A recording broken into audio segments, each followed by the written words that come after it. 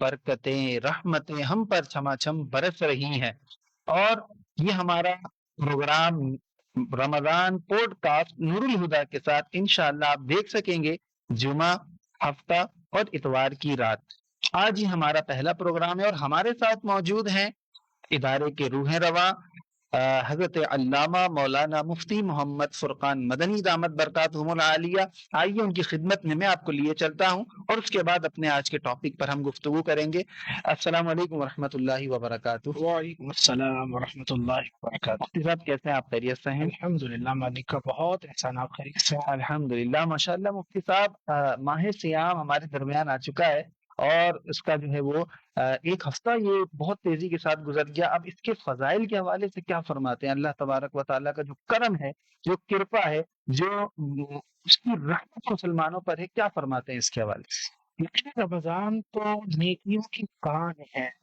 رمضان آتے ہی رحمتوں کے دروازے کھول دیے جاتے ہیں، جنتوں کے دروازے کھول دیے جاتے ہیں، اور رب تعالی نیکیوں کا اجر بڑھا دیتا ہے۔ سبحان اگر کوئی نفل عمل کرے تو رب اسے فرض کے برابر ثواب عطا کرتا ہے، اور اگر کوئی فرض عمل کرے تو اللہ رب العزت اسے 70 فرائض کے برابر اجر عطا فرماتا ہے۔ اللہ اکبر۔ اور رمضان آتے ہی جہاں شیاطین کو جکڑا جاتا ہے، وہیں روایتوں کے اندر آیا رمضان میں رب تعالی مومنوں کے رزق کو بڑھا دیتا ہے۔ اور ہمارے ناظرین بھی اس بات کو قبول کریں گے، اور اس بات کا احساس یقیناً ہر ایک بندہ کرتا ہے کہ وہ نعمتیں جو پورا سال دسترخوان پہ جمع نہیں ہوتی، جب ماہ رمضان آتا ہے تو امیر ہو کہ غریب، ہر ایک کو اس کی بساط اور طاقت کے مطابق دسترخوان میں فراوانی نصیب ہو جاتی ہے، دسترخوان میں کچھادگی نصیب ہو جاتی ہے۔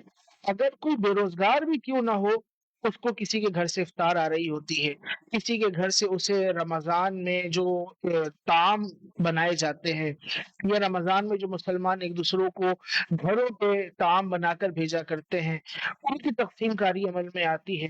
غرض کہ رمضان جو ہے یہ نعمتوں کی، رحمتوں کی برکھا اپنے ساتھ لے کر آتا ہے، اور مومنین کو رمضان ملتے ہی وہ خوشی ملتی ہے کہ چہرے کھل اٹھتے ہیں، کیا بات ہے۔ نیکیوں کا جذبہ دو چند ہو جاتا ہے کہ یہ رمضان تو وہ ہے جس کو اللہ کے نبی نے فرمایا اس کا پہلا عشرہ رحمت ہے، دوسرا مغفرت ہے، تیسرا جہنم سے آزادی کا ہے۔ اور اس رمضان میں اللہ رب العزت لاکھوں لاکھ گناہ گاروں کی بخشش فرماتا ہے، لاکھوں لاکھ گناہ گاروں کو جہنم سے آزادی کا مجدہ عطا کیا جاتا ہے۔ بس شرط یہ ہے کہ احساس ہو اور فکر ہو اور جذبہ ہو، تو پھر انسان بہت کچھ حاصل کر لیتا ہے۔ کیا بات ہے مفتی صاحب۔ اچھا، ماہ رمضان میں عبادت کا ذوق و شوق بھی دوبالا ہو جاتا ہے، اور ایسا لگتا ہے کہ بس عبادت کرتے چلے جائیں، اللہ تبارک و تعالیٰ اور اس کے رسول صلی اللہ علیہ وآلہ وسلم کی تعلیمات پر ہم عمل کرتے چلے جائیں۔ آئیے ناظرین چلتے ہیں آج کے موضوع کی طرف۔ آج کا ہمارا موضوع مقصد رمضان، طریقہ عبادت اور حصول روحانیت ہے، اور مفتی صاحب سے آج ہم اس حوالے سے گفتگو کریں گے کہ مفتی صاحب یہ ماہ سیام جو آتا ہے ہمارے درمیان، اس کا مقصد کیا ہے، اس کا مین پرپس کیا ہوتا ہے؟ دیکھیے، اگر ہم مقصدیت رمضان کی بات کریں، مقصدیت روزہ کی بات کریں، تو یہ کسی مولانا صاحب یا کسی فلسفی یا نکتہ دان کا بیان کردہ معاملہ نہیں، بلکہ رب تعالیٰ نے خود قرآن میں بیان فرمایا کہ کتب علیکم الصیام، تم پہ روزوں کو فرض کیا گیا، کما کتب علی الذین من قبلکم، جیسے تم سے پہلے لوگوں پر روزے فرض کیے گئے تھے، لعلکم تتقون، تاکہ تم پرہیزگار بن جاؤ۔ تو مقصدیت روزہ یا مقصد رمضان وہ تقوی اور پرہیزگاری کو بڑھانا ہے، تقوی اور پرہیزگاری کا حصول ہے، اور تقوی پرہیزگاری اختیار کر کے بندے کا اپنے رب سے اپنے تعلق کو مضبوط کرنا ہے۔ اور پھر آیت نمبر 184 سورہ بقرہ کی اگر ہم دیکھیں تو اس میں اللہ نے فرمایا وَلِتُكَبِّرُوا اللَّهَ عَلَى مَا هَدَاكُمْ، کہ تم رب تعالی کی کبریائی بلند کرو اس پر جو اس نے تمہیں ہدایت عطا فرمائی۔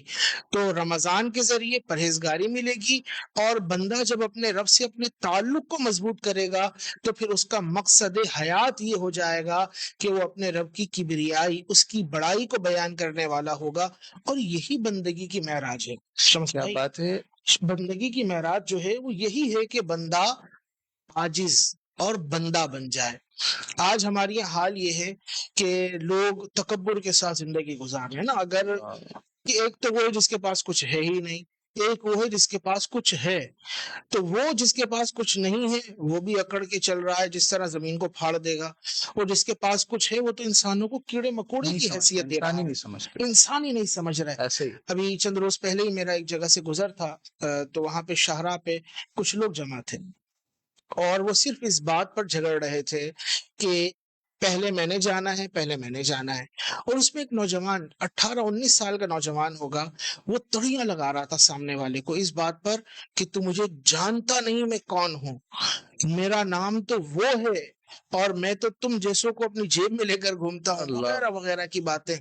تو یہ رمضان کے عشرے میں، رمضان کے مہینے میں، رمضان کے ایام میں بھی اگر ہو جائے تو پھر اس کا مطلب تو یہ ہے کہ ہم مقصد روزہ کو نہیں پا رہے، اور مقصد رمضان کو حاصل نہیں کر پا رہے، اور رمضان یہ ہمیں ملا ہی اس لیے کہ ہم تقوی کی طرف آئیں، خدا کا خوف ہمارے باطن کے اندر بیدار ہو جائے، اور ہم اپنے اندر سے انانیت کو نکال دیں، کبر کو نکال دیں، تکبر کو نکال دیں، بڑے پن کو نکال دیں، عاجزی کو اختیار کر لیں، انکساری کو اختیار کر لیں، اپنے رب کی بارگاہ میں جھک جائیں، اور جو اس کے بندے ہیں ان بندوں کے ساتھ بھی ہمارا معاملہ یہ ہو کہ انہیں بندہ سمجھے ہم، یہ نہ ہو کہ ہم انہیں اپنا زر خرید غلام، انہیں کیڑے مکوڑوں کی حیثیت دیں، یا انہیں ہم اپنا یوں سمجھے کہ جس طرح ہم ان کے ساتھ چاہے رویہ اختیار کر سکتے ہیں، یہ تو مٹی کے بنے ہوئے ہیں، پتھر کا سینے میں دل لے کر گھومتے ہیں، ان کو تو تکلیف ہی نہیں ہوتی۔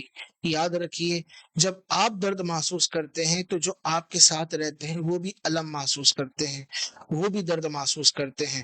تو اللہ رب العزت کبریائی اس کے لیے ہے، اللہ کی کبریائی بندہ بیان کرے، اسی کی بڑائی بیان کرے، اور رمضان تو یہ بتا رہا ہے بندو اپنی عاجزی کو پہچانو، رمضان یہ سکھا رہا ہے اپنے عجز کو پہچانو کہ تم کیا ہو، تم کچھ بھی نہیں ہو، سب کچھ وہ تمہارے رب کے دست قدرت میں ہے، وہ جو چاہے جسے چاہے جب چاہے عطا فرمائے۔ کیا بات ہے مفتی صاحب، بہت ہی اچھے انداز میں ہماری رہنمائی فرمائی کہ مقصد رمضان کیا ہے۔ میں یہ پوچھنا چاہوں گا مفتی صاحب، ہم یہ کہتے ہیں ماہ رمضان آ گیا، یہ رمضان کا مطلب کیا ہے، اس کی میننگ اور ڈیفینیشن کیا ہے؟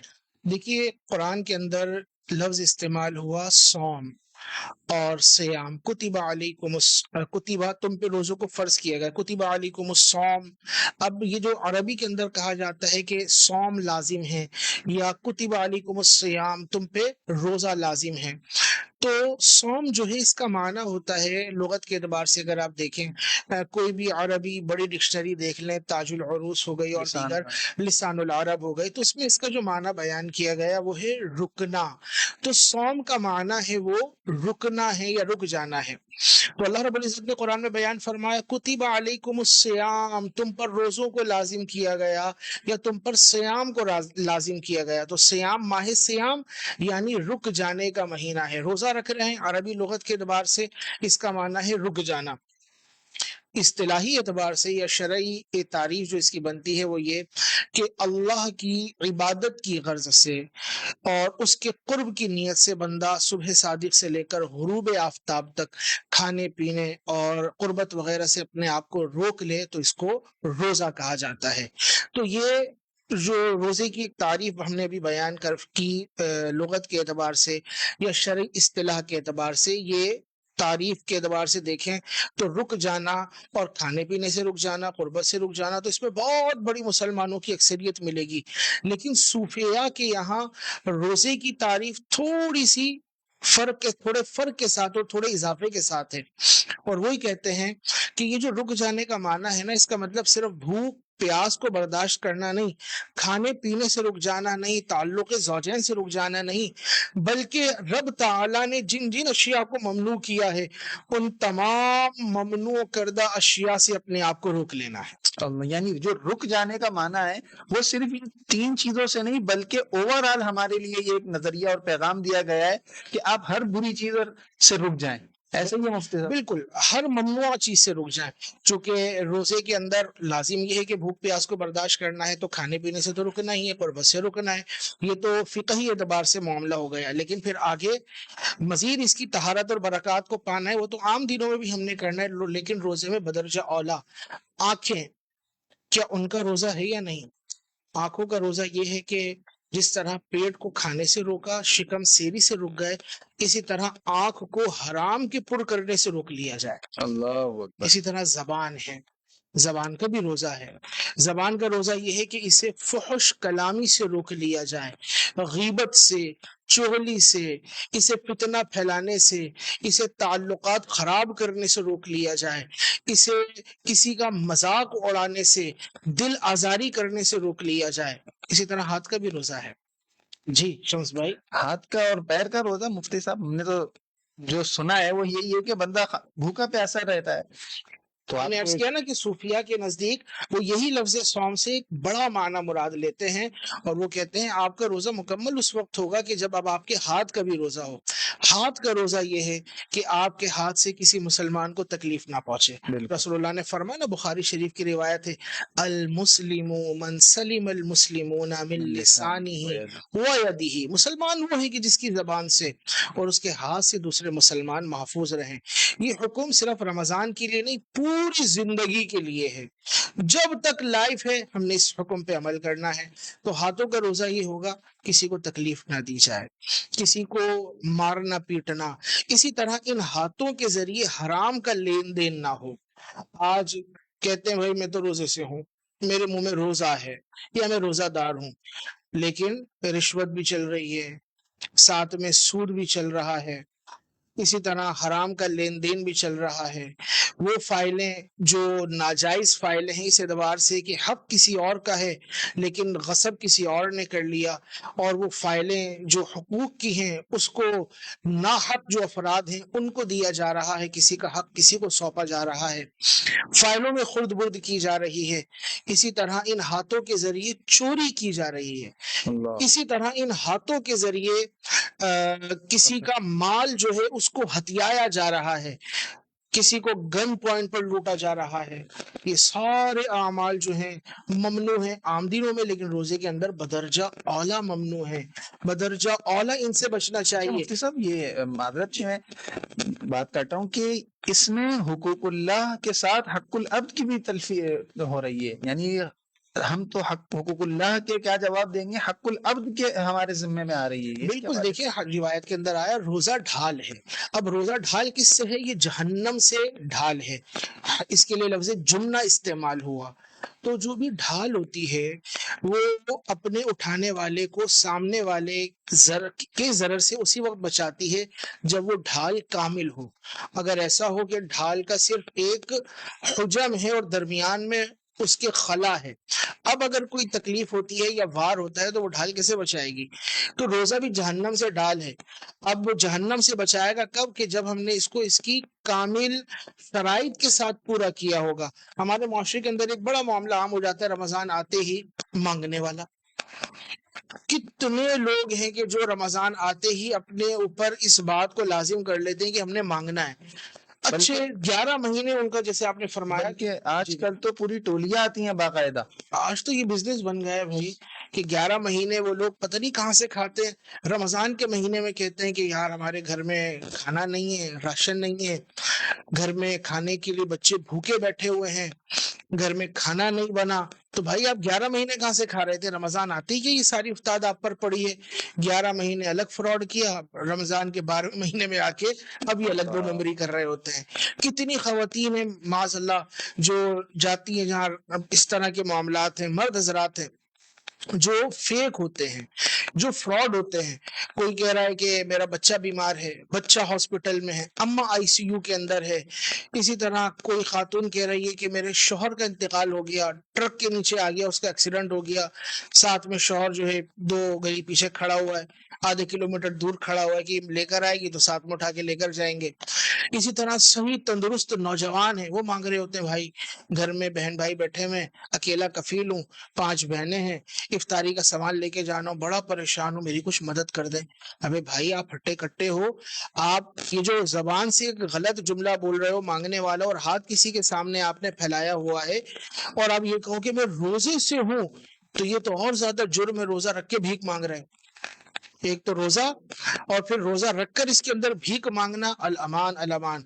یاد رکھیے روایت کے اندر آیا کہ وہ شخص کہ جس کو شریعت نے اجازت نہیں دی کہ وہ سوال کرے، یعنی اس کے لیے سوال کرنا حلال نہیں ہے، اس کے پاس مال موجود ہے، وہ محنت کر سکتا ہے، وہ کسب کر سکتا ہے، لیکن پھر بھی وہ اپنے اوپر سوال کو حلال کر لیتا ہے اور اس طرح ہاتھ پھیلاتا ہے، لوگوں سے مانگتا ہے، فقیری اختیار کرتا ہے، جسے ہمارے عام زبان کے اندر کہا جاتا ہے۔ اب روز حشر جب وہ آئے گا تو اس کا حال یہ ہوگا کہ اس کے چہرے کے اوپر گوشت نہیں ہوگا۔ اللہ اکبر۔ شمس بھائی کتنی بڑی وعید ہے ان لوگوں کے لیے جو رمضان آتے ہی نکل پڑتے ہیں کہ ہم نے فلان جگہ سے راشن لینا ہے، NIC کی 40 کاپیاں کروا لیتے ہیں کہ جہاں موقع ملے بس ان کا کام یہی ہے NIC کی کاپیاں بانٹنا ہے، تو یہ ہاتھ سے ہی کام ہو رہا ہے نا، بالکل۔ اور پھر کہہ رہے ہیں ہمارا روزہ بھی ہے۔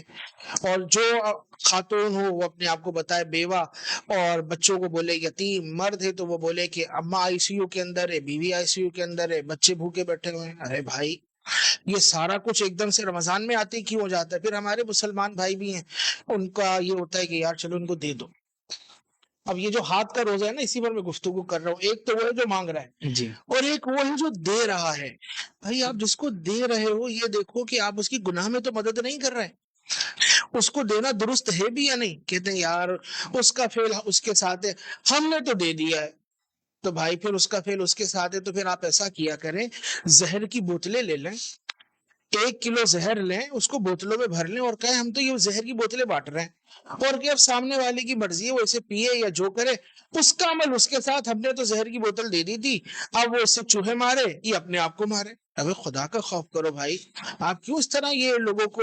آج تو حال یہ ہو گیا، آپ مارکیٹ میں کھڑے ہوئے ہوں، شمس بھائی آپ جیب سے پیسے نکالیں، جی آپ نے پیمنٹ کرنی ہے، آپ نے کوئی سودا لیا وہ رقم دینی، فروٹ کے ٹھیلے میں آپ کھڑے ہو جائیں، آپ نے فروٹ کے پیسے دینا ہے، مثال کھجور لیا آپ نے کھجور کے پیسے دینا ہے، آپ کو اطراف میں 2 4 مانگنے والے دکھیں گے، بالکل، صحیح سالم اور اچھا لباس پہنے فوراً ہوئے، آتا ہوں۔ اور وہ آپ کے پیسوں کو دیکھیں گے آ کر، ایسے جیسے کوئی بندہ دیکھتا ہے نا جیسے حریص، وہ قریب آ کے 20 روپے دے، 50 روپے دے دیں، بندہ کہے گا یار، وہ گڈی کے مطابق وہ مانگتا ہے کہ اس نے نوٹ نکالا کیسے، جی والٹ آپ نے نکالے تو والٹ کے اندر نگاہ ہوتی ہے اس کی نا، کہ نوٹ کون سے کرارے کرارے ہرے نیلے ہرے نوٹ رکھے ہوئے ہیں، نیلے نوٹ رکھے ہوئے ہیں، سرمئی کلر کے 5 ہزار کے کڑک نوٹ رکھے ہوئے ہیں، تو پھر اس کی ویسی ڈیمانڈ ہوگی۔ اور اگر دیکھا یار اس کے اندر چلہ رہتے 20 روپے 30 روپے کی ڈیمانڈ کرے گا، تو یہ اتنے سمجھدار اور شاطر ہو گئے، اور اب ان کو دے رہے ہوتے ہیں۔ ان کو نہ دیجیے، کوئی آپ کو گناہ نہیں ملے گا، ان کو کہیں جا کے کام کرنا ہے۔ اور آپ کو میں ٹرک بتاتا ہوں، آپ کو کوئی ملے کہ بھائی میرے گھر میں بچے بھوکے ہیں اور آپ میری مدد کرو، کہنا آپ کیوں بھیک مانگ رہے ہو، آؤ میں آپ کو کام دلا دیتا ہوں۔ تو کہے گا ہے کام، بتائیں بھائی کیا کام کرنا ہے؟ آپ اس کو بتائیں کہ بلاک رکھے ہوئے گراؤنڈ فلور پر، اسے تیسرے فلور پہ چڑھانا ہے، اور اجرت بنتی ہے ایک بلاک کی اگر 3 روپے، تو میں تمہیں 6 روپے دوں گا، ڈبل مزدوری دوں گا۔ آپ دیکھیے گا وہ بھاگ جائے گا، اس نے محنت کرنا ہی نہیں ہے، وہ ہڈ حرام ہو چکا ہے۔ جو مانگنے آئے آپ اس کو کہیں بھائی مانگ کیوں رہا ہے، ہاں میں تجھے کام پہ لے چلتا ہوں، ہاں میں تجھے کام پہ لگا دیتا ہوں، وہ کبھی کام نہیں کرے گا، وہ کہے گا جاؤ چاچا ہمارا اپنا ذاتی بزنس اتنا زبردست چل رہا ہے، اور ہم اتنا بتا دیتے ہیں، وہ 1000-1200 کی دیہڑی۔ پورے کراچی میں ہماری برانچیں کھلی ہوئی ہیں، جہاں جاتے ہمارا اپنا اون بزنس ہے، ہم خود مینیجنگ ڈائریکٹر بھی ہیں، ہماری اپنی خود ہی کمپنی ہے، ہماری اپنی فرنچائزیز ہیں، بسیں جہاں چل رہی ہیں جاتے حضرت، جی جی بسیں چل رہی ہیں۔ بالکل۔ موبائل ان کی جیب کے اندر مہنگا والا ہوگا، تو بہرحال یہ راشن جمع کرنے کے لیے بھی نکلتے ہیں، تو اٹھا کے جمع کر رہے ہوتے ہیں، اور پھر رکشوں میں بھر کے نکل رہے ہوتے ہیں، پھر اس کو جا کے دکان والوں کو آدھی قیمت پر بیچتے ہیں، تو بہرحال یہ ہاتھ سے معاملات سارے ہو رہے ہیں۔ روزہ رکنے کا نام ہے، تو ہاتھ سے یہ جو خراب لین دین ہے اس سے بھی رکنا ہے۔ جو لے رہا ہے وہ تو خرابی کر رہا ہے، جو دینے والا ہے وہ بھی غور کر لے کیا دینا چاہیے یا نہیں۔ اسی طرح پیروں کا بھی روزہ ہے، پیروں کا روزہ کہ یہ ممنوع مقامات جو ہیں وہاں پہ نہ جائیں۔ اسی طرح ذہن کا بھی روزہ ہے کہ اس کے اندر جو ممنوع تصورات ہیں ان کو قائم نہ کیا جائے، ممنوع خیالات کو اس کے اندر جگہ نہ دی جائے۔ ٹھیک ہے، ایک وسوسے کی کیفیت پیدا ہو گئی، کوئی خیال کا آنا ہے، اس کو جمایا نہ جائے، اس پر ارتکاز قائم نہ کیا جائے۔ تو جب ان چیزوں کو پیش نظر رکھ کے روزہ رکھیں گے، حالانکہ یہ پریکٹس سے آتا ہے، یہ فوراً نہیں آ جائے گا۔ ہمارے یہاں تو حال یہ شمس بھائی روزہ رکھ رہے ہیں، روزہ رکھ کے فلمیں بھی چل رہی ہیں، ساری چیزیں چل رہی ہوتی ہیں، ڈرامہ بھی چل رہا ہے، معاذ اللہ۔ اور بلکہ روزہ گزارنے کے لیے فلم دیکھتے ہیں، روزہ گزارنے کے لیے ڈرامے دیکھتے ہیں، روزہ گزارنے کے لیے ہی میچ دیکھا جاتا ہے۔ بلکہ افسوس۔ یار 1990 والا لگاؤ، 1995 والا لگاؤ، 3 گھنٹے دیکھ رہے ہیں بیٹھ کے، چلو بھائی روزہ گزر گیا۔ روزہ اس لیے تو نہیں آیا تھا، یہ تو روکنے کے لیے آیا تھا۔ ہم نے اپنے آپ کو روکا نہیں بلکہ ہم نے اپنے آپ کو اور پھنسا دیا۔ اچھا، اس کے جو مقصد رمضان الحمدللہ آپ نے بہترین انداز میں ناظرین بیان فرمایا مفتی صاحب نے۔ میں بس یہ پوچھنا چاہوں گا کہ اس کے شب و روز کو کس طرح بسر کیا جائے؟ جیسے آپ نے فرمایا کہ لوگ گزارنے کے لیے فلمیں، ڈرامے، نہ جانے کیا چیزیں اختیار کرتے ہیں، ایک عام انسان، ایک عام مسلمان وہ کس طرح اپنے شب و روز کو بسر کرے؟ مسلمان نے رمضان میں جو شب و روز بسر کرنا ہے وہ اسی طریقے میں بسر کرے جو ہمیں اسلام نے تعلیم بیان فرمائی ہے۔ وہ سحری کرتا ہے، بخاری شریف کی روایت ہے کہ سحری برکت والا کھانا ہے، تو جب سحری میں اٹھ رہا ہے سحری کرے۔ سحری کے وقت میں تہجد کا وقت بھی ہے۔ بالکل شمس بھائی کیا ہی اچھا ہو کہ تہجد کے وقت میں ہمیں یہ توفیق حاصل ہو جائے، وضو کریں اور سحری تو کرنا ہی ہے، 2 رکعت نماز تہجد پڑھے لیں، کیا بات، اور یہ تو اور مانگنے دعائیں کا کر لیں۔ وقت ہے، اور اللہ کی بارگاہ میں ہاتھ اٹھا کر بیٹھ گئے، مالک میں تو بڑا کمزور ہوں، عمل میرے پاس نہیں، نیکیاں میرے پاس نہیں، تیری توفیق سے میں تیری بارگاہ میں ہاتھ پھیلا کر بیٹھا ہوں، ہاتھ بھی بڑے گندے اور کالے ہیں، دامن بھی خالی ہے، اے مالک کرم فرما دے، مجھے اپنا بنا دے، ایسا بنا دے جو تجھے پسند آ جائے، ایسا بنا دے جو تیرے حبیب کو پسند آ جائے، اللہ کرم کر دے، مجھ پہ کرم کر دے۔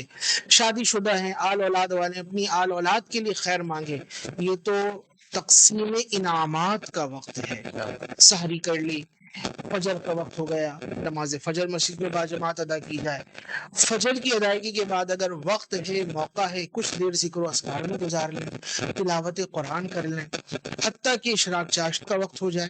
اب ہمارے یہ بہت سارے لوگ وہ ہوتے ہیں جنہیں آفیسز جانا ہوتا ہے، اور ہمارے جو ورکنگ آورز ہوتے ہیں کراچی میں یا پاکستان میں، تو ان کا یوں ہوتا ہے معاملہ کہ وہ پہلے کر لیے جاتے ہیں، اور ارلی ان کو لوگوں کو نکلنا ہوتا ہے۔ ٹھیک ہے، آپ آفس جائیں، اپنے کام کی جگہ پہنچے، جاتے ہوئے آپ درود پاک پڑھ سکتے ہیں، کاؤنٹر لے لیجئے، 150 روپے کا آتا ہے، اور نیت یہ کر لیں کہ رمضان میں آپ نے درود پاک پڑھنا ہے۔ کتنا پڑھنا ہے کچھ اپنے آپ سے کمٹمنٹ کیجیے۔ یہ جو میں بات اب کہنے والا ہوں بڑی توجہ سے سنیے گا۔ اللہ کے نبی صلی اللہ علیہ وسلم آپ کے ہم پر کتنے احسانات ہیں، آپ کے کسی ایک احسان کا بھی ہم شکر ادا نہیں کر سکتے، شکر ان کے ایک بھی احسان کا ادا ہو نہیں سکتا۔ دل تم پہ فدا، جان حسن تم پہ فدا ہو، کتنے انعامات ہیں۔ اور رب نے فرمایا کہ یا ایھا الذین آمنوا صلوا علیہ وسلموا تسلیما، کہ میرے حبیب پر صلاۃ اور سلام پڑھو۔ اللہ کا حکم ہے کہ محبوب پہ درود پڑھا جائے اس کے، اور درود کی فضیلت کیا ہے؟ ایک بار پڑھو تو 10 رحمتیں نازل ہوں، ایک بار پڑھو تو 10 گناہ مٹا دیے جائیں، ایک بار پڑھو تو 10 درجات بلند کر دیے جائیں، یا نامہ اعمال میں 10 نیکیاں لکھ دی جائیں۔ تو ماہ رمضان میں اگر ہم اپنے آپ سے یہ کمٹمنٹ کر لیں کہ ہم نے رمضان میں کم از کم 1.25 لاکھ درود پاک کا ختم کرنا ہے۔ اب آپ کہیں 1.25 لاکھ کہ میں بابا ہوں؟ ارے بھائی، ہم تو کچھ چلا کریں گے جو ہم درود پاک پڑھے اتنا؟ ناظرین، یہ 1.25 لاکھ تو کوئی تعداد ہی نہیں ہے۔ عاشق تو وہ ہوتے ہیں کہ جو رمضان میں، بعض ایسے بھی ہیں کہ جو 1.25 کروڑ کا ختم کر رہے ہوتے ہیں، اور پھر بھی حق ادا نہ ہوا۔ تو 1.25 لاکھ تو کوئی تعداد ہی نہیں ہے۔ آپ صلی اللہ علیہ وسلم درود پاک ہے نا، صلی اللہ علی محمد درود پاک ہے، آپ اس کو روزانہ 5000 مرتبہ پڑھ لیجیے، یکم رمضان سے شروع کر دیں. اگر آپ یکم رمضان سے اس کو شروع کرتے ہر نماز کے بعد 1000 بار پڑھ لیا. شوق بھائی اگر 1000 بار پڑھتے ہیں تو کتنا 15 منٹ لگیں گے؟ بہت زیادہ 20 منٹ لگے. اس سے زیادہ تو ٹائم نہیں. پر ڈے 5000 ہو گئے. 10 دنوں میں کتنے ہو جائیں گے؟ 50,000. 20 دنوں میں کتنے ہو جائیں گے؟ 1,00,000. 25 دنوں میں 1,25,000. تو 1.25 کی ہم نے تعداد پوری کرنی تھی. 27ویں شب آنے سے پہلے پہلے ہمارے 1.25 درود پاک مکمل ہو گئے. اب یہ ممکنہ لیلۃ القدر چل رہی ہے. جو تاخر آتے ہیں 21 23 25 27 29. اور جیسے بعض بزرگوں کا قول ہے کہ 27ویں شب لیلۃ القدر ہوتی ہے اور یہ قرآن کے نزول کی رات ہے. یہ لیلۃ القدر وہ ہے کہ جس میں اللہ نے قرآن نازل فرمایا انا انزلناہ فی لیلۃ القدر، کہ قدر والی رات میں اس کو نازل کیا گیا.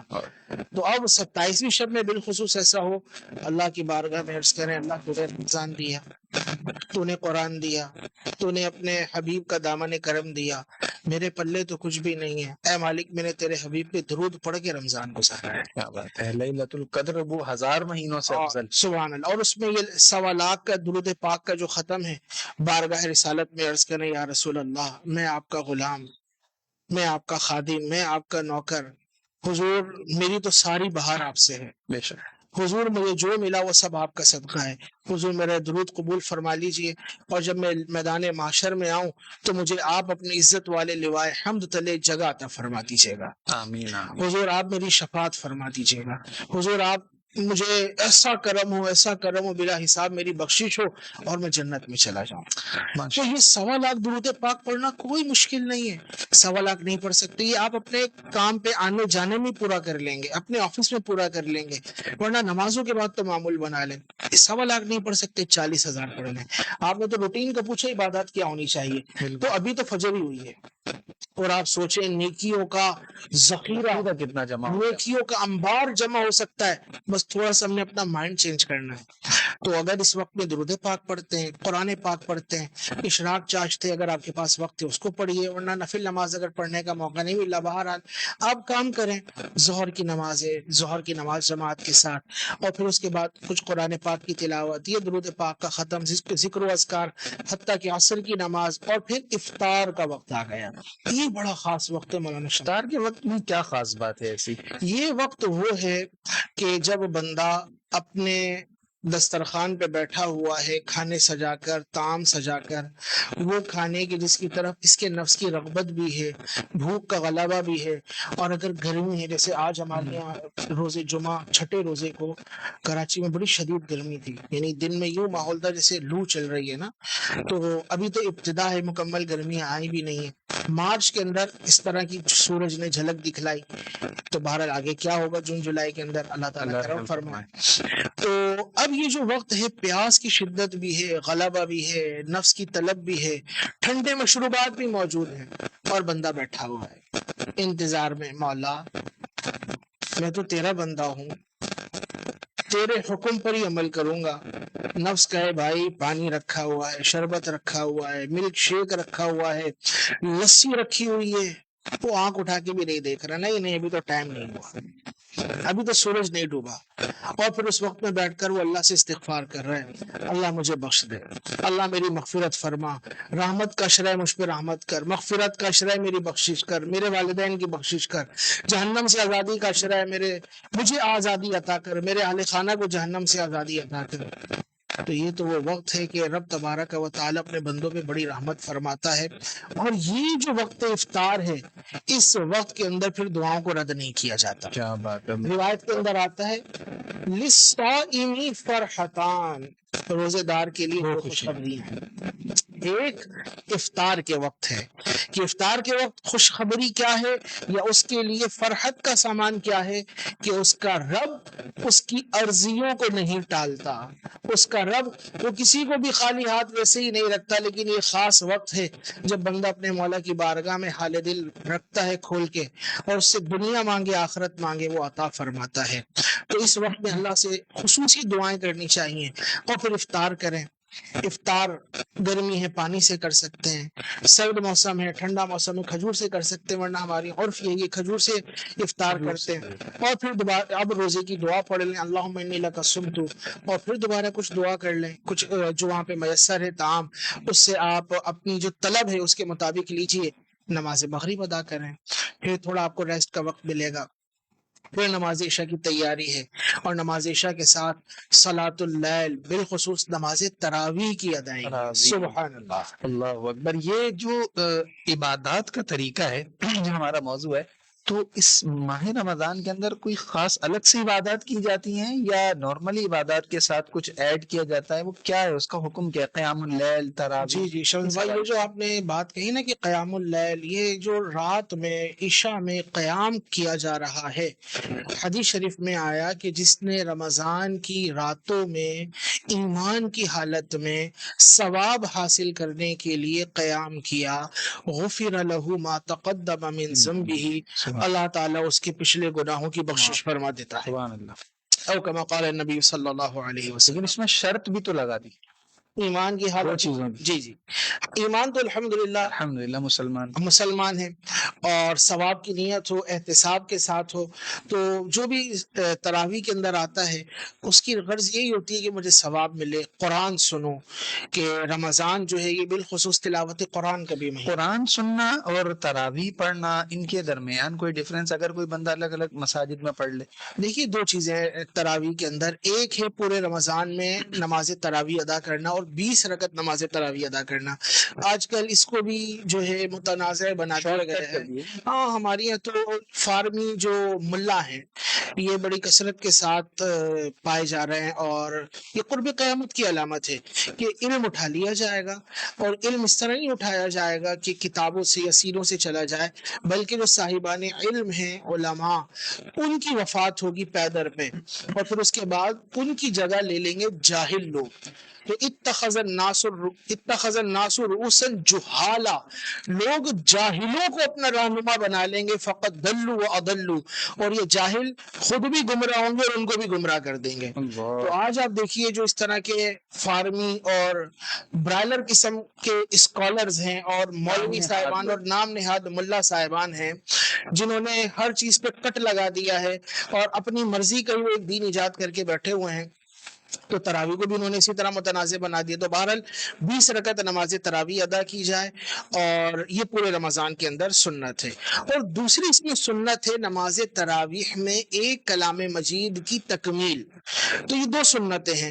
اب ہمارے یہاں چونکہ کراچی کے اندر بڑا شہر ہے، 10 روزہ، جی یہاں مسائل یہ ہیں کہ ایک شخص ہے وہ کسی جگہ کام کرتا ہے، شروع کے 2 عشرے میں کام کا جو مطلب برڈن ہے وہ کم ہوتا ہے، آخری دنوں میں یا آخری 15 دن میں، آخری 20 دنوں میں کام زیادہ ہو جاتا ہے، مالکان کہتے ہیں بھائی آپ کو پہنچنا ہے وہاں پر، اب وہ نماز تراویح کے لیے موجود ہو تو اس کو کہتے ہیں بھائی آپ فارغ ہو جاؤ، یہ تمہارا سیزن ہے، دھندے کا ٹائم ہے، کمانے کا وقت ہے، آپ مسجد میں ہوگے تو دکان پر کون بیٹھے گا، وغیرہ وغیرہ۔ تو پھر علماء نے اجازت دی کہ اگر اس طرح کی کوئی سچویشن میں ہے تو 15 روزہ 10 روزہ نماز تراویح میں قرآن پاک سن لے، اور اب اس کی جو قرآن پاک سننے کی سنت تھی وہ تو ادا ہو گئی، تراویح پڑھنے کی سنت ذمے میں باقی رہے گی، وہ یہ پورے رمضان اس کو ادا کرتے رہے۔ اب یہ چاہے وہ مسجد میں پڑھے، چاہے اپنی دکان پر پڑھے، اپنے کام کی جگہ پر پڑھے، بہرحال اس کی وہ سنت ادا ہو جائے گی۔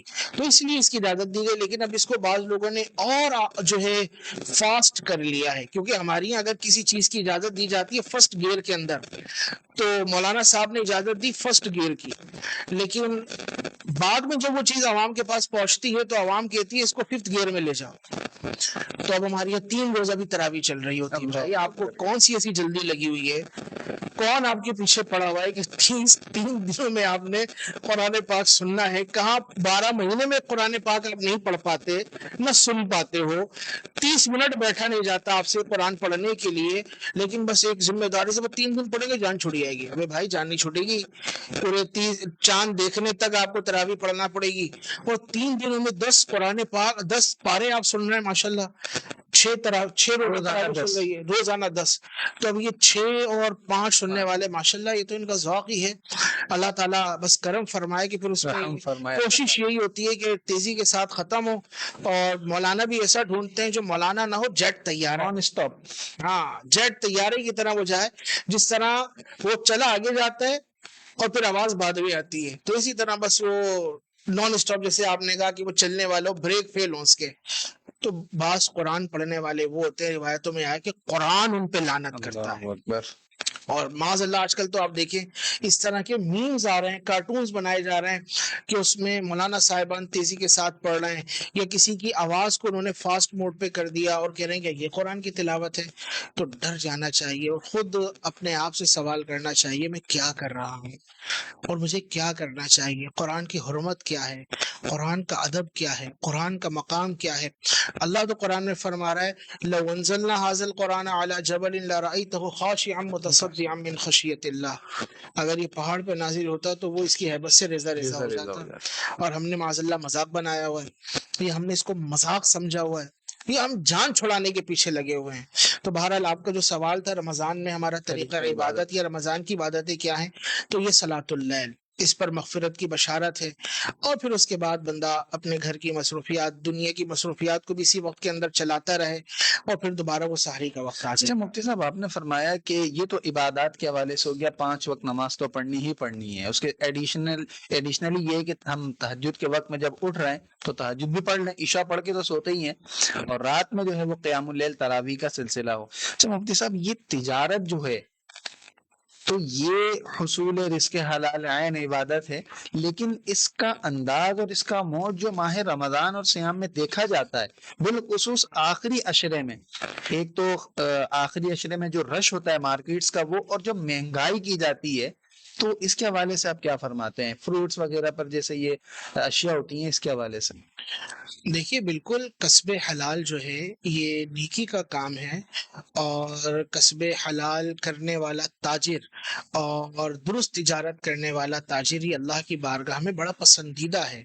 لیکن ہمارے یہاں تجارت کو مفاد پرستی اور بالخصوص لوگوں کو نقصان پہنچانے اور پھر چیک اینڈ بیلنس نہ ہونے کی وجہ سے اتنی خرابی کی طرف دھکیل دیا گیا ہے کہ الامان والحفیظ، یعنی ایک عام کنزیومر ہے، اگر آپ اس کو دیکھیں کہ وہ جب منڈی میں چیز آ رہی ہے تو اس کے ریٹ کیا ہیں، اور پھر اس کے پاس وہاں سے جب یہ اس ریٹیل پر پہنچتی ہے تو اس کا ریٹ کیا ہے. ہم مملکت خدا داد پاکستان میں رہتے ہیں، یہاں قانون موجود ہے لیکن امپلیمنٹ نہیں ہے، اس کو لاگو نہیں عمل درآمد نہیں ہے، عمل درآمد نہیں کروایا جا رہا اس کا. اگر آپ کیلے ہی دیکھ لیں، اگر سیب ہی دیکھ لیں، منڈی کے اندر وہ آ رہا ہے، فروٹ منڈی کے اندر مثال کے طور پر 100 روپے، اور رمضان آنے سے ایک دن پہلے وہ 100 روپے بک رہا تھا، رمضان آتے ہی وہ چلا جائے گا 150-200 روپے پر. تو بھائی ایک ہی رات میں کیا عجیب ماجرا ہو گیا کہ 100 سے آپ نے اس کو 150 اور 200 روپے پہ پہنچا دیا. تو کہتے ہیں بھائی رمضان ہے نا، ہم نے بھی تو کمانا ہے، لینا ہے لے، نہیں لینا جاؤ بھائی، نہیں ہمارے پاس، کہیں اور سے لے لینا. پھر اس کے اندر بھی جو اشیاء ہیں درجہ اول، درجہ دوم، درجہ سوم کی چیز دی جا رہی ہے، درجہ سوم کی، اور پیسے لیے جا رہے ہیں درجہ اول کے. اب اس کے اندر وہ افراد جو چیک اینڈ بیلنس کے شعبے سے وابستہ ہیں یا اس عہدے پر مامور ہیں، وہ چاہے کمشنر لیول کے ہوں یا وہ کسی بھی لیول کے ہوں، ڈی سی لیول کے ہوں، نیچے تک، اگر وہ اپنی ذمہ داری کو پورا نہیں کر رہے اور اس چشم پوشی کی بنا پر عوام تکلیف کا شکار ہے، آپ جس ٹاؤن کے اندر متعین ہیں، مقرر ہیں، اور وہاں کی عوام اس عذاب میں گرفتار ہے، تو یاد رکھیے ان تمام کو جو تکلیف پہنچ رہی ہے اس کے برابر آپ کے نامہ اعمال کے اندر گناہ ڈالا جائے گا. اللہ اکبر. جو اس کام کے اوپر مقرر افراد، متعین افراد ہے. لیکن ہماری یہاں ہوتا ہے کیا ہے، وائٹ کالر ہے نا ہمارا، تو پھر ہم بڑی بڑی افطار پارٹیز اور افطار ڈنرز کو اٹینڈ کر رہے ہوتے ہیں، اور پھر احرام پہن کر عمرے کے لیے بھی چلے جاتے ہیں. لیکن پیچھے جو بیچارہ ایک غریب آدمی ہے، پسا ہوا طبقہ ہے، وہ کھجور بھی نہیں لے پاتا، کیونکہ کھجور لینے بھی جائے تو رمضان سے ایک دن پہلے اگر 200 روپے کلو ہے وہی کھجور رمضان آتے ہی 300 روپے کلو ہو جاتی ہے. تو بھائی کوئی پوچھنے والا ہے، کوئی ان کی غریبوں کی سنوائی کرنے والا ہے؟ تو ہر ایک کا ذہن یہ ہے کہ ہم نے کمانا ہے. ہم نے مال بیچنا ہے. پھر دوسرا ہم نے آپ کو کہا درجہ سوم. اب درجہ وہ چیزیں جو پورا سال نہیں بکتی, اسٹاک میں پڑی رہتی ہیں, وہ رمضان میں چل رہی ہوتی ہیں, اندر سے کیڑے لگے ہوئے اونچا ہے لیکن اوپر سے اس کو بڑا سجا سوار دیا جاتا ہے. اگر یہی سارے معاملات ہم انٹرنیشنل لیول پر دیکھیں یا دیگر مذاہب کے ساتھ ہم اس کا تقابل کریں, تو جب ان کے مذہبی تہوار آتے ہیں یا جب ان کے اس طرح کے مذہبی ایونٹ آتے ہیں تو وہ سیل لگا دیتے ہیں, سستی وہ کر پرائس ڈاؤن کر دیتے ہیں. اور ہمارے یہاں جیسے ہی رمضان آتا ہے تو پرائس اتنے اپ ہو جاتے ہیں کہ وہ بس ایک خریدار کی پہنچ سے چیز باہر ہے. انسان سوچتا ہے جو دیہاڑی دار مزدور ہے کہ میں اس سے گھر میں لے کر کیا کیا جاؤں, اور جب لے جاؤں تو بچے گا کیا, بیمار اگر گھر میں کوئی ہے تو اس کی دوا کیسے آئے گی, مہمان آ گئے تو ان کی مہمان نوازی کس طرح ہوگی. اگر اس کی بہت ہی عجیب صورت حال ہے. تو ہونا یہی چاہیے, اچھے تاجر ہونے کی حیثیت سے جتنا ہو آپ ریلیف دے سکتے ریلیف دیں. اب بعض اوقات یہ ہوتا ہے مارکیٹ میں کوئی اچھا بیٹھا ہوا ہے اور فائدہ دینا چاہے تو پوری مارکیٹ اس کے خلاف ہو جاتی ہے, تم کیوں کر رہے ہو یہ, اس نے ریٹ خراب کر ہاں تم نے مارکیٹ کیوں خراب کر دی, جب ہم نے یہ رکھا ہے تو تم نے کیوں نہیں رکھا, سارے لوگ اس کے پاس پہنچ جاتے ہیں. تو بہرحال اپنے آپ کو ضرر پر تو پیش نہ کریں, لیکن جتنا ہو سکتا ہے خلق خدا کو نفع پہنچانے کے لیے آپ عملی طور پر کوشش کریں, اور وہ لوگ جو آپ کے مخالفین ہیں یا آپ کو نیکی کرنے کے اندر روکنے کا سبب بن رہے ہیں, آپ 4 لوگ نیکی کرنے والے اپنے ساتھ ملا لیجیے. کیا ہی اچھا ہو کہ ایک طرف یہ پاور کھڑی ہوئی ہے جو کہہ رہی ہے کہ ہم نے اپنی من مانی کرنی ہے اور وہ مافیا کا کردار ادا کر رہی ہے.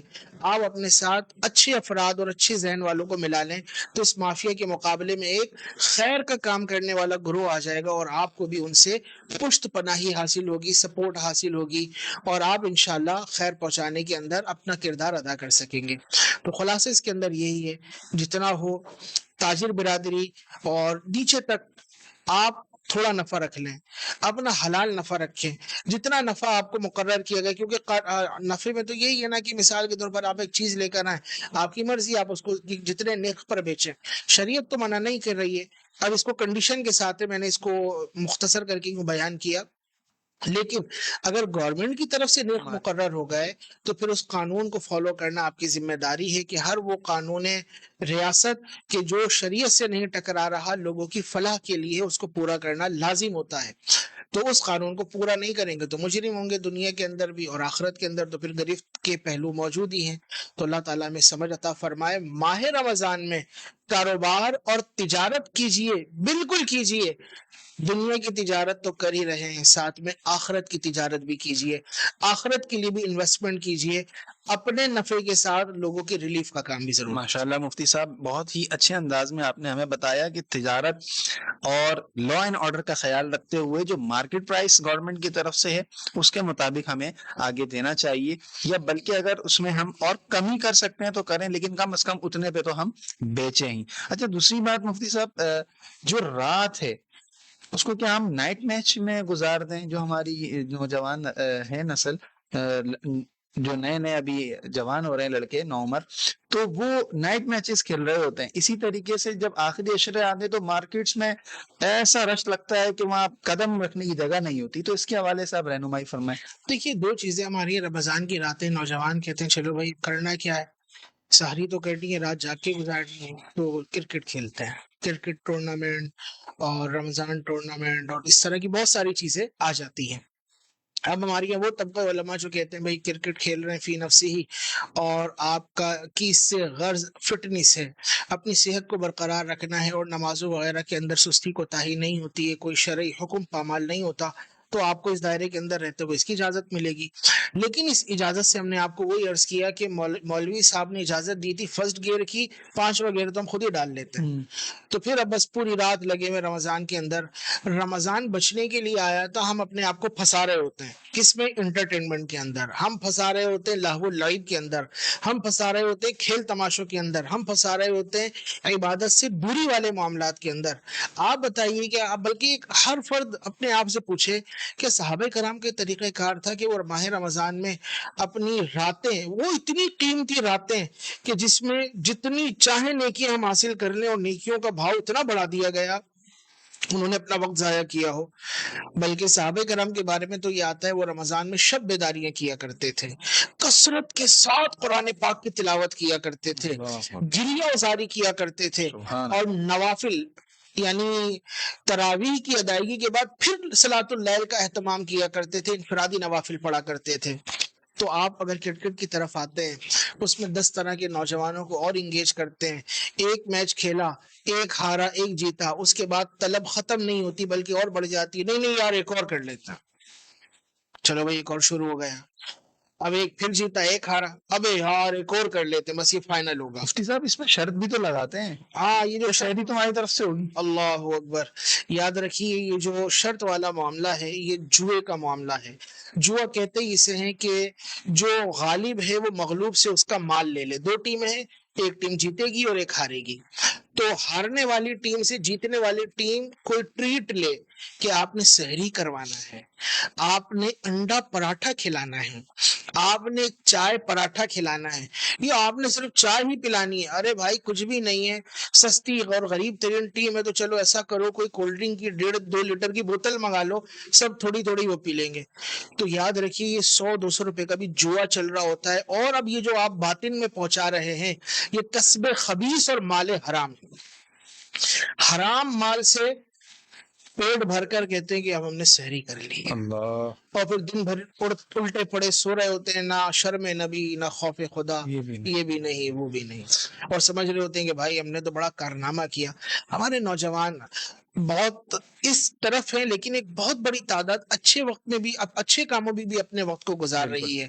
کیا ہی اچھا ہو کہ رمضان کی جو راتیں ہیں اپنا محاسبہ کریں، اور ذاتی محاسبے کے ساتھ بالخصوص اس چیز کو اور اس فکر کو مضبوط کریں کہ آج جو یہ شب ہے ایک شب وہ بھی ہوگی جو زمین پر نہیں زمین کے اندر ہوگی.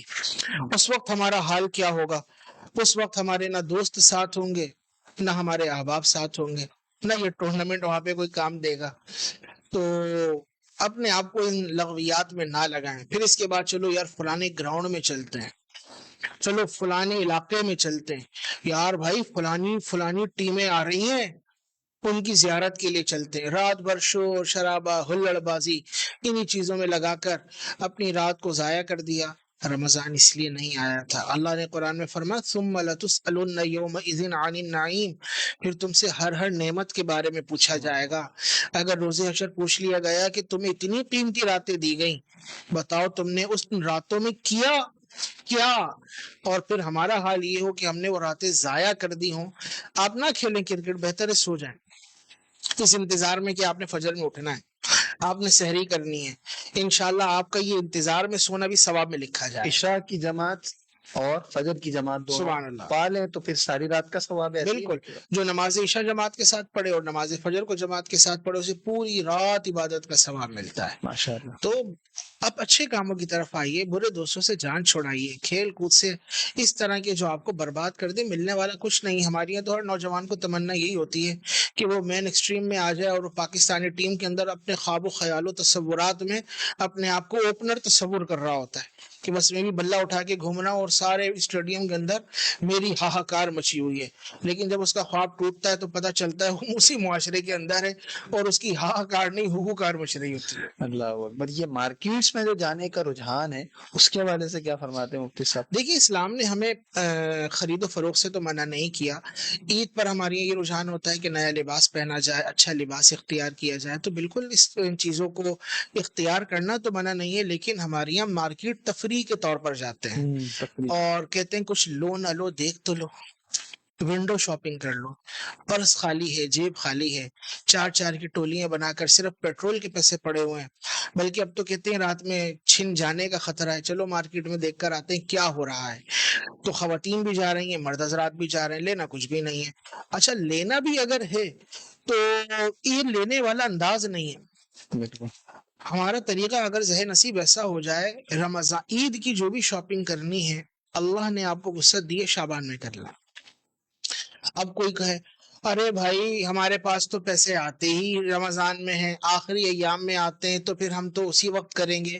بالکل آپ کا یہ کہنا بجا ہے، لیکن اگر آپ اپنا یہ ذہن بنا لیں گے اور اللہ سے یہ مانگیں گے، اللہ جو ہم نے رمضان میں شاپنگ کرنی ہے اور عید میں ہم نے چیزیں عید کے لیے لینی ہے، ہمیں اتنی وسعت دے دے کہ ہم شعبان میں کر لیں اور رمضان کو ہم ان کاموں میں ضائع نہ کریں۔ ہمارے یہاں تو بہت سی خواتین ہوتی ہیں نا، وہ کہتی ہیں بھائی آج بڑی آپا کے ساتھ مارکیٹ جانا ہے، کل چھوٹی آپا کے ساتھ مارکیٹ جانا ہے، فلانے دن چاچی کے ساتھ جانا ہے، فلانے دن ممانی کے ساتھ جانا ہے، اور بھائی پھر جائیں گے تو مارکیٹ جب جائیں گے تو روزہ نہیں ہوگا۔ ارے بھائی بہن، رخصت آپ کو مارکیٹ جانے کی وجہ سے روزہ چھوڑنے کی اجازت کیسے مل گئی؟ تو مارکیٹ جانا تھا نا، اس لیے پیاز بہت لگتی ہے، وہاں پہ جا کے چھولے کی چاٹ بھی کھانی ہوتی ہے، تو پھر روزہ چھوڑ دیا۔ خدا کا خوف کرنا چاہیے۔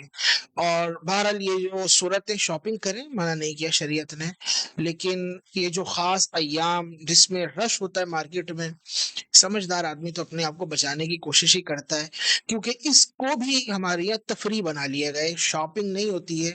آپ بہت سمجھدار ہیں، شاپنگ کے ساتھ اور بہت کچھ ہو رہا ہوتا ہے جن مقاصد کے لیے وہاں پہ حاضری لگائی جاتی ہے، اور اللہ تعالیٰ نیتوں کو جانتا ہے، دلوں کے حال جانتا ہے۔ اللہ تعالیٰ ہمیں عافیت عطا فرمائے۔ بالکل ماشاءاللہ مفتی صاحب آپ نے بہترین ہماری رہنمائی فرمائی کہ نشانہ کہیں اور نظریں کہیں اور ہوتی ہیں، تو اللہ تبارک و تعالیٰ عافیت عطا فرمائے۔ اچھا مفتی صاحب، یہ ساری چیزیں تو آپ نے بیان فرمائی، مقصد رمضان بھی ہوا، طریقہ عبادت بھی ہوا، اب حصول روحانیت کس طرح ہو، اس حوالے سے گفتگو ارشاد فرمائے۔ دیکھیے، جو یہ ہم نے گفتگو کی ہے، اگر اس عمل کو اور ان طریقوں کو اختیار کر لیا جائے تو روحانیت کسی پری کا نام نہیں ہے کہ کوئی جل پری نکل کر آئے گی سامنے سے، اس کا اوپری دھڑ الگ ہوگا اور نچلا دھڑ الگ ہوگا۔ جب سچائی، طہارت، پاکیزگی کے راستے پہ رہیں گے تو دل میں خود بخود نور پیدا ہونا شروع ہو جائے گا۔ کیا بات ہے۔ ہمارے یہاں تو بعض لوگوں نے ایک تصور بنا دیا ہے، روحانیت جو ہے نا وہ اس وقت ہوگی جب آپ کے ہاتھ میں موٹی تسبیح ہو، دو چار موٹے من کے انگوٹھیاں پہنی ہوئی ہوں، گلے میں مالائیں ڈلی ہوئی ہوں، یا آپ کسی بڑے پیر کی بغل میں بیٹھے ہوئے ہوں، یا آپ نے کوئی بڑا سا چولا پہنا ہوا ہو۔ یعنی روحانیت جو ہے وہ بڑی پگڑیوں میں اور بڑے چولوں کے اندر آ گئی۔ صحابہ کرام جب مکے سے ہجرت کر کے مدینے تشریف لائے، ان سے زیادہ روحانیت کس کے پاس ہوگی؟ بے شک۔ جن کی رب تعالیٰ قرآن میں مدح بیان فرمائے اپنے نبی کے اصحاب کی، ان کا حال یہ تھا جب وہ نمازیں پڑھتے تھے تو ان کے پاس تن ڈھانپنے کے لیے ایک چادر ہوا کرتی تھی، اور ان چادروں کا حال یہ ہوتا تھا کہ جب اس کو پہنتے تھے تو نیچے سے پنڈلیاں کھل جایا کرتی تھی۔ لیکن آج ہمارے یہاں روحانیت، شاید لوگوں نے یہ سمجھا ہوا ہے کہ وہ گیٹ اپ کا نام ہے۔ روحانیت گیٹ اپ اور حلیے کا نام نہیں ہے، وہ آپ کے من کی سچائی کا نام ہے۔ سبحان اللہ۔ یہ سچا ہونا چاہیے، یہاں پر سچائی ہونی چاہیے، یہاں پر احساس ہونا چاہیے، یہاں پہ طہارت ہونی چاہیے، یہاں پہ درد ہونا چاہیے آخرت کا۔ لیکن ہمارے یہاں درد موجود ہے دنیا کا، اور ہم دنیا کی محبت میں جی رہے ہیں۔ تو بہرحال جب قرآن پڑھے گا تو قرآن پڑھنے والا تو وہ ہے کہ جس کی زیارت کو فرشتے آیا کرتے ہیں، کیا بات ہے۔ اور اس سے بڑھ کے روحانیت کیا ہوگی؟ درود پاک جب بندہ پڑھتا ہے تو رحمت نازل ہوگی، اس سے بڑھ کر روحانیت کیا ہوگی؟ بندہ نماز پڑھتا ہے، اللہ رب العزت کی پناہ میں آ جاتا ہے، اس کی حفاظت میں آ جاتا ہے، اس سے بڑھ کے روحانیت کیا ہوگی؟ جب آپ نے فرمایا کہ یہ جو تیار شیار ہو کے اور چولوں کے اندر جو گیٹ اپ اپناتے ہیں، تو اب صحیح بندے کی پہچان کس طریقے سے ہوگی، وہ کس کے قریب کرے گا، اس حوالے سے ارشاد۔ دیکھیے، جو صحیح بندے کی پہچان کا معیار ہے وہ ہے قرآن اور حدیث۔ اللہ کے نبی نے ہمیں قرآن اور حدیث عطا فرمائے، ہمیں صحابہ اور اہل بیت کا طریقہ ہمارے پاس موجود ہے۔ ان معیارات پر جو اترنے والا ہے، ہم نے اس کی بات کو قبول کرنا ہے اور اس کی صحبت کو اختیار کرنا ہے۔ اب ہوتا یہ ہے کہ ہمارے ہاں ہم چاہتے ہیں کسی کے قریب جانا کہ اس کے ذریعے سلوک طے ہو، لیکن وہ اس سے سلوک نہیں، وہ اپنا ہی سلوک طے کروا دیتا ہے۔ وہ کس طریقے سے؟ وہ سلوک یہ ہوتا ہے، بندہ جاتا ہے کہ میں رب کے قریب پہنچوں، وہ کہتا ہے واصل باللہ ہو جاؤں۔ ہاں، وہ کہتا ہے تم واصل باللہ تو نہیں ہو پاؤ گے، چونکہ تمہارا درجہ نہیں ہے، تم بس پھر ہو تمہارا حال کیا، تم واصل بالشیخ ہو جاؤ، اور واصل بل ڈبہ ہو جاؤ. واصل بالغل. ہاں، واصل بل ڈبے کا مطلب یعنی سارا چندہ تمہارا ادھر، سارا مال تمہارا ادھر. مرید اور مرید کا حال یہ ہوگا بیچارہ، وہ سائیکل پر ہوگا، اور پیر صاحب کا حال یہ ہوگا وہ مرسیڈیز میں گھوم رہے ہوں گے، اور مرید پھر بھی جو ہے پیر صاحب کے آگے ہاتھ باندھ کے کھڑا ہوا ہوگا. یعنی مریدوں کے پیسوں پہ پل کر اپنی دنیا کی رنگینیاں اور عیاشیاں حاصل کر رہے ہیں، اور خدا کا خوف نہیں آتا کہ مرید کو کچھ اٹھا کر دے دیا جائے. اگر کسی سب کی بات نہیں، میں ان کی بات کر رہا ہوں کہ جنہوں نے گیٹ اپ اختیار کیا ہوا. اور ہماری قوم بھی ایسی ہے کہ داڑھی کا، امام شریف کا عطا پتہ نہیں ہوتا. بعض اوقات پیران عظام جو 2 نمبر ہیں، گالیاں، اسی طرح حرام کاروبار، اسی طرح عجیب و غریب، یعنی قرآن حدیث کی احکامات کو پامال کیا جا رہا ہوتا ہے.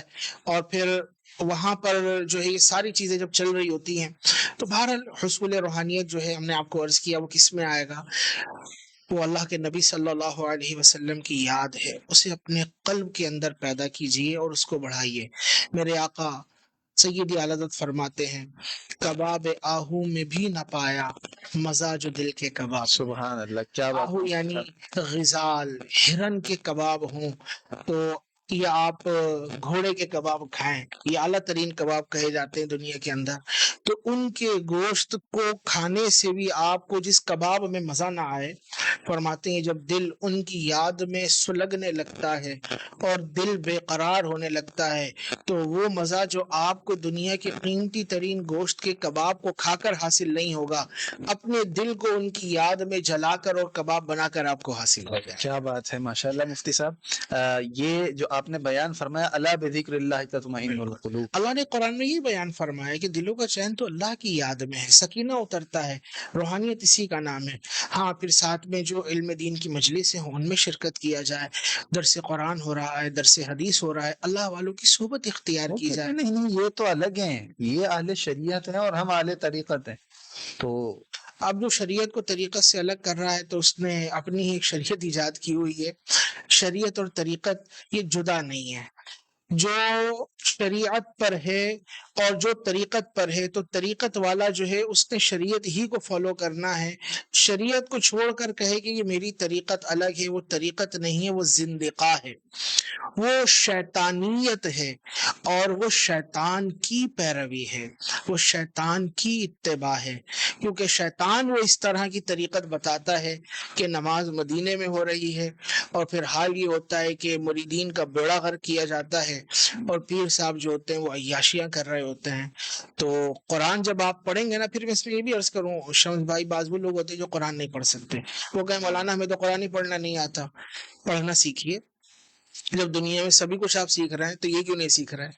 آپ کو موبائل بھی تو نہیں چلانا آتا تھا، ٹچ موبائل، کی پیڈ آپ کے پاس تھا، لیکن آپ نے ٹچ موبائل چلانا سیکھ لیا نا، کس طرح اسکرال کرتے ہیں.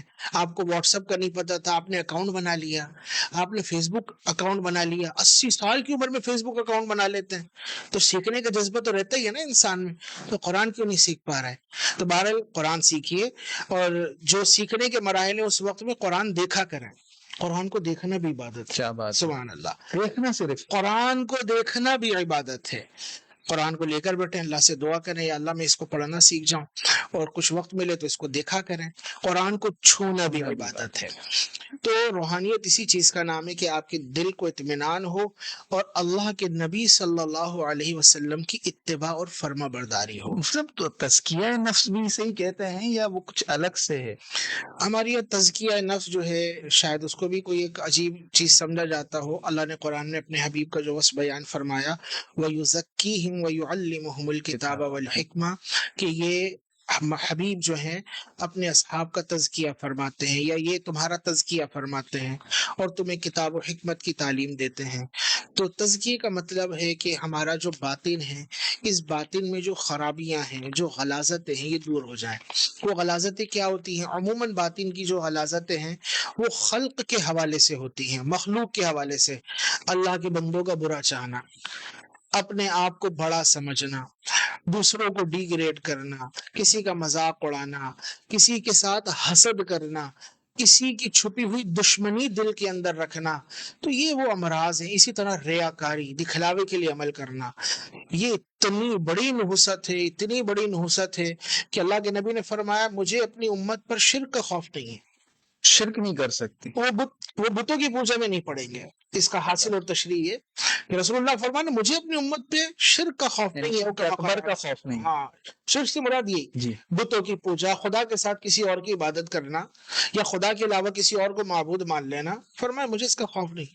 ہاں، یہ دنیا کی محبت میں اور ریا میں گرفتار ہو جائے۔ اللہ اکبر۔ کیا یہ ماہ رمضان میں چونکہ بار بار اس کا ذکر اس لیے آ رہا ہے کہ یہ جاری و ساری ہے، روزوں اور نماز میں بھی، عبادات کے اندر بھی ریا آ جاتی ہے؟ بالکل، نماز میں بھی ریا ہو سکتی ہے، اور بعض اوقات تو ہوتا ہی ہے کہ آپ دیکھیں نا، سجدے میں جا رہے ہیں، ایک ہے عام طور پہ پیشانی رکھنا اور ایک ہے تھوڑا رگڑ کے اٹھنا، کہ اگر چھوٹا شامی کباب بنائے تو بڑا چپلی کباب بن جائے، ڈبل چپلی کباب بن جائے، تاکہ لوگ کہیں بھائی ماشاء اللہ۔ پھر نمازیں پڑھنے کے بعد اپنا چہرہ دیکھنا، آدھا کلو نور آیا کہ ابھی 1.25 نور آیا۔ تو بہرحال نماز پڑھ رہے ہیں، دیکھنا تو منع نہیں ہے، اگر اللہ تعالیٰ آپ کو نور عطا فرما رہا ہے عبادتوں کا تو شکر ادا کرنا چاہیے، لیکن غرض یہ ہو کہ ہماری نماز لوگوں کو پتہ چل جائے، ہمارا نمازی ہونا لوگوں کو پتہ چل جائے۔ اسی طرح تہجد پڑھ رہے ہیں، بھائی ہمیں تو پورا مہینہ تہجد پڑھتے ہوئے ہو گیا، ہمیں کیوں بتا رہے ہو بھائی؟ اسی طرح عمرہ اور حج بھی تو بتاتے ہیں۔ ہماری تو بھائی ماشاء اللہ فقیر تو ہر سال حج پہ جاتا ہے، فقیر کو تو 12 سال سے عمرے کی سعادت حاصل ہو رہی ہے، تو بھائی ہو رہی ہے تو اچھی بات ہے، آپ ہمیں کیوں بتا رہے ہیں؟ تو یہ ہوتا ہے سامنے والے کو مروب و متاثر کرنا، سب رعایت۔ سامنے والے۔ اور بعض اوقات تو ہمارے یہاں لوگ ایسے ہوتے ہیں کہ کیمرے کے آگے آج کل تو ایسی ایسی ریاکاریاں ہو رہی ہیں، المان المان۔ آج آپ دیکھیے نا ہمارے یہاں میڈیا کا حال کیا ہو گیا ہے، لوگ کیمرے کی آنکھ کے سامنے کیا کر رہے ہوتے ہیں، کیمرے کی آنکھ کے پیچھے کیا کر رہے ہوتے ہیں۔ تو بہرحال ہمیں اپنا اپنا محاسبہ کرنا چاہیے، اپنے تزکیے پر، اپنے قلب پہ نگاہ رکھنی چاہیے۔ اس سلسلے میں ایک کتاب عرض کروں گا، مفتی اکمل صاحب مدثر اللہ العالی، آپ کی قرب الہی کے نام سے کتاب بڑی ہی بہترین ہے، اس سلسلے میں اس کا مطالعہ کیجیے، انشاءاللہ آپ کو بہترین تزکیہ قلب حاصل ہوگا۔ اور اگر آپ امہات کتب کی جانب جانا چاہتے ہیں تو امام غزالی کی احیاء العلوم کا ضرور مطالعہ کریں، انشاءاللہ آپ کو ایسا لگے گا اس کتاب کو پڑھ لینے کے بعد کہ واقعی میرے اندر بڑی خرابیاں تھیں، اور اس کتاب کو پڑھنے کی برکت سے وہ غلاظتیں دور ہوتی چلی گئیں، اور آپ کو اپنے اندر ہلکا پن محسوس ہوگا۔ اللہ تعالی ہمیں رمضان کی برکت عطا فرمائے۔ ماشاءاللہ مفتی صاحب، بہت ہی اچھے انداز میں آپ نے ہمیں یہ بیان فرمایا کہ مقصد رمضان کیا ہے، اور طریقہ عبادت، حصول روحانیت کس طرح ہو۔ تو سامعین محترم، اسی کے ساتھ ہم اجازت چاہیں گے، ہمارے پروگرام کا وقت تقریباً مکمل ہو چکا ہے۔ آپ دیکھ سکیں گے رمضان پوڈ کاسٹ ہر جمعہ، ہفتہ اور اتوار کی رات۔ تو جڑے رہیے ہمارے ساتھ، نور الہدا نیٹ ورک کے تحت یہ پروگرامز ہم آپ کے لیے، تمام ہی مسلمانوں کے لیے، ان کی اصلاح کے لیے کرتے ہیں۔ اسے خود بھی لائک کریں، شیئر کریں، اور زیادہ سے زیادہ لوگوں تک اس پیغام کو پہنچائیں۔ اللہ تبارک و تعالی ہمارا حامی و ناصر ہوں۔ اجازت دیجیے، ایک نئے پروگرام کے ساتھ، نئے ہوسٹ کے ساتھ کل دوبارہ حاضر ہوں گے۔ اللہ نگہبان۔